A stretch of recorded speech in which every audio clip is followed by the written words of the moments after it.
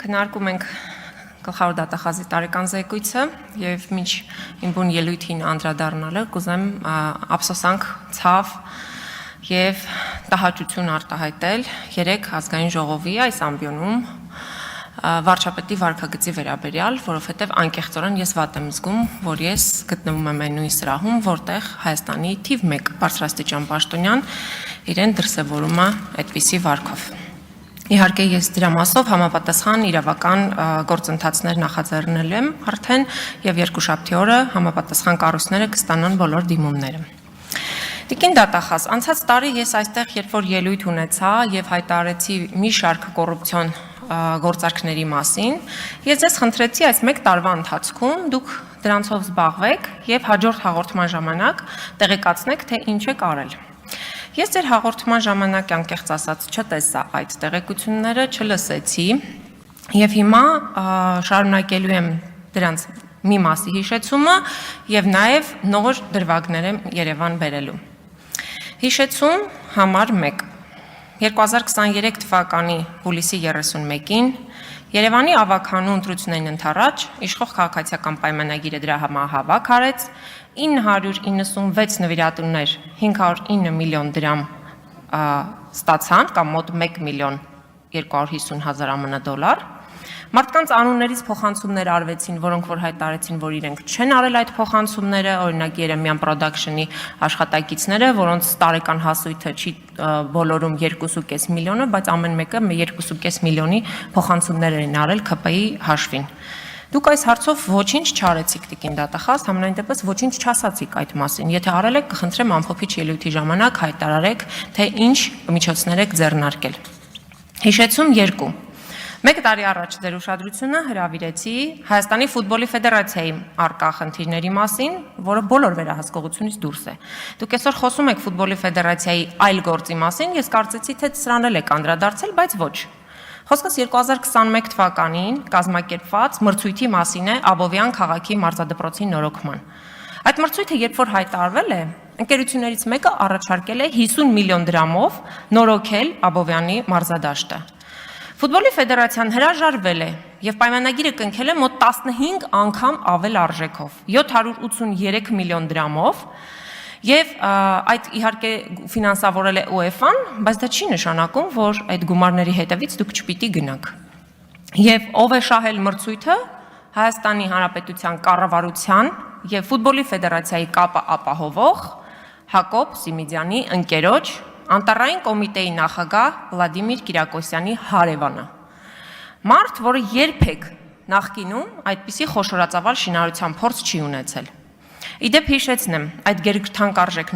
նորոգված մարզադաշտում 2024 թվականի օգոստոսի 20-ին կայացած խաղի ժամանակ հոսանքազրկվեց նորակառույց, նորոգված մարզադաշտը։ Ինչ է կարել 1 տարվա ընթացքում, ես չհասկացա։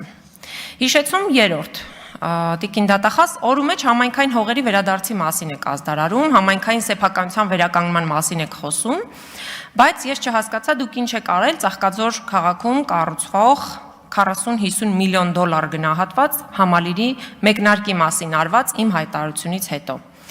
Հետքի լրագրողները 2021 թվականի ընտրությունից հետո, որ գնացել էին հունիսի 26-ին Ծաղկաձորի քաղաքապետարանում մասնակցել էին հանրային լսումների, որպիսի Պալադա Ծաղկաձոր ՍՊ-ի կառուցվելիք հյուրանոցի համար հանրային լսումների արդյունքում որոշեին ինչ է կառուցվելու, պարզել էին, որ արդեն Պալադա համալիրը, չունենալով սեփականության իրավունք, չունենալով շինթույլտվություն, արդեն նկուղային 2 հարկի շինարարությունները կազմակերպել է։ Բայց ո՞նց եք դուք համայնքային հողերը վերահսկում, եթե կոնկրետ ամենախոշոր համալիրի ենթադրյալ ապօրինությունը ձեզնից շրջանցել է։ Եվ ուզում եմ հիշեցնել այդ հրապարակումները, որոնք արվել էին, որ այդ շինարարության մեջ ներգրաված էր նաև ազգային ժողովի նախագահի որդու կնքահայրը, որը հիմա արդեն այդ փաստաթղթերով այլևս սեփականատերերի ցանկում չկա։ Հիշեցում 4 Ես ձեզ նաև հանձնաժողովի նիստի ժամանակ հիշեցրեցի։ Նախկին վարչապետ Հովիկ Աբրահամյանի տան արգելանքը ով հանեց, երբ հանեց, ինչպես վաճառվեց Հովիկ Աբրահամյանի արգելանքի տակ գտնվող գույքը։ Ինչ հանգամանքներում 2022-ից քննում եք այս գործը։ Պարզա չէ, ստորագրել են մարդիկ, ովքեր որ հանել են արգելանքից։ Արգելանքի տակ գտնվող գույքը մի գիշերում վաճառեցին իշխանական սիրելի գործարար Նարեկ Նալբանդյանին։ Այս առեղծվածը բա ինչքան ժամանակ պիտի բացահայտվի։ Հիմա արդեն ավելի նոր գործերի մասին, հանրային հաշվետվողականության մասին շատ է խոսում Նիկոլ Փաշինյանի թիմակիցները, մարդիկ, որոնք գալիս էին մերժելու թալանը, մերժելու բյուջետային մսխումները եւ մարդկանց պարտադրում են իրենց 50-100 հազար դրամները հայտարարել, բայց իրենք հաշվետվություն չեն տալիս, ինչպես են ծախսում պետբյուջեի գումարները։ Տեղեկանք համար 1 Ուզում եմ ասեմ, որ մեկ ամբողջ օր ուսումնասիրել եմ ազգային ժողովի կայքը, տարբեր կայքերով, ընդ որում պետական մյուս ֆիննախ, պետեկամուտների կոմիտե, որպեսզի հասկանամ, օրինակ, ինչպիսի արդյունավետությամբ են ծախսվում գումարները հենց այստեղ, այս շենքում։ Եվ հետաքրքիր բաներ եմ բացահայտել։ Հիմա ես ցույց կտամ մի լուսանկար, սա Վիետնամի պատվիրակությունն է Հայաստանում։ Այս պատվիրակության մեջ ոնց նայեք, մի 3 նկար եմ տպագրել, ոնց նայենք, 1 տասնյակից ավել մարդ չկա։ Ուրեմն նայում եմ Զվարթնոց միջազգային օդանավակայաններին, այս այցի առիթով ազգային ժողովը կազմակերպել է դիմավորում ուշադրություն 133 անձի համար։ Այդ մարդիկ, ովքեր որ եկել են, որևէ մեկը այս պաշտոնական պատվիրակության լուսանկարներում չկան։ Հա, 133 հոգի, հա։ Մի ընդհատեք, Տիկին Թովմասյանն է խոսում, բայց Տիկին Ես դրանք բարձրաձայնում եմ, որպեսզի բարձվեն։ Տիկին Թովմասյան, այնուամենայնիվ իրոք շատ մեծ կազմով են մեր գործընկերները եկել, 100 աննախադեպ 131 թե 132 հոգի։ Բայց գործընկերները որտեղ էին այդ 133 հոգին, ոչ միտեղ։ Տիկին Թովմասյան, դուք, պարոն Եղան, լրություն, դուք եւ ձեր թերթը ժամը 1 ինձ եւ ազգային ժողովին հարցում եք ուղարկում, սկսած թե ինչի է աղմուկում գետը հարցից։ Հարցում ուղարկեք, բոլոր հարցերին պատասխանը ստանում եք։ Կարող եք Վիետնամի գործընկերներին մենք հնարել էինք։ Ես խնդրում եմ իմ ժամանակը վերականգնեք, որովհետև դուք խոխ։ Չեմ վերականգնում, բայց ես չեմ ընդհատի, վերջացրեք ձեր ելույթը։ Չէ, դուք ընդհատեցիք իմ ելույթը, դուք վերականգնեք, որովհետև ես շարունակում եմ իմ խոսքը, բայց ամենահետաքրքիրը այստեղ այդ պատմությունն էլ չի ավարտվում։ 133 հոգի եկել են, 144 հոգի գնացել են։ Ովքեր են ավելացել, ես տենց էլ չիմացա։ Այսինքն այս սրա մասին է խոսքը, որ հանրային հաշվետվողականություն չկա։ Ընդ որում այս փաստաթղթերը որևէ տեղ ազգային ժողովի որևէ հաշվետվության համար նախատեսված կայքերում չկան, ուղղակի տեղադրված չեն։ Բայց գտա նաև հետաքրքիր գնումներ, օրինակ մանկան խանութի սրահից, որ մանկան խանութ սրահից ազգային ժողովը պարբերաբար գնումներ է իրականացնում ազգային ժողովի կարիքների համար այդ վերնագրի ներքո, օրորոցային շնիկ խաղալիք, սեղանի հավաքածու, խաղալիք տիկնիկ եւ այլ այսպիսի ազգային ժողովի կարիքների համար արված գնումներ։ Ու էլի չկա որևէ թափանցիկություն, այս գնումներում համար են արվում, որ երեխաներին են նվիրվում, ինչ առաջնահերթությամբ են դրանք տրվում այս կամ այն երեխային եւ ով է ընտրում։ Հաջորդը շատ հետաքրքիր մի դրվագի հանդիպեցի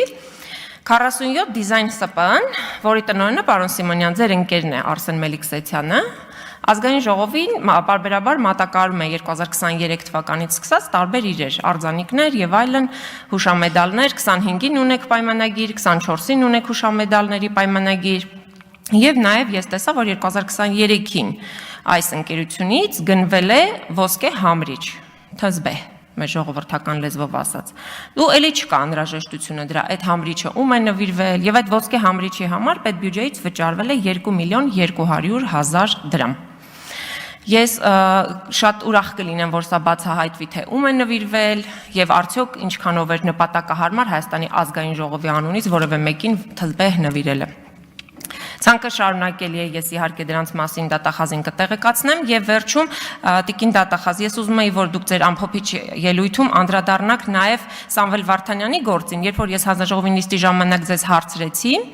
Այդ ժամանակ դուք ասացիք, որ փորձաքննությունը չի եկել։ Փորձաքննությունը եղել է փետրվարին, եւ դրանից հետո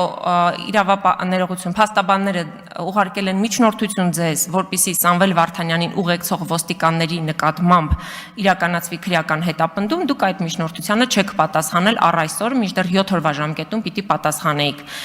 Դիմումը գրվել է միջնորդությունը ապրիլի 28-ին։ Ես կուզենամ, որ դուք տեղեկություն տաք նաեւ, թե ինչ է տեղի ունեցել այս գործով, որտեղ Սամվել Վարդանյանի խոշտանգողները արդեն 1 տարուց ավել բացահայտված չեն։ Իսկ մնացածի մասով իմ հաղորդումը ձեզ ուղիղ եմ ներկայացնում, որ հաջորդ տարի չգաք ու ասեք, որ օրինակ, չգիտեմ, ինչ որ բան վրիպել է կամ ձեր ուշադրությունից վրիպել է։ Ես ուղարկում, հիմա կմոտեցնեմ ձեզ։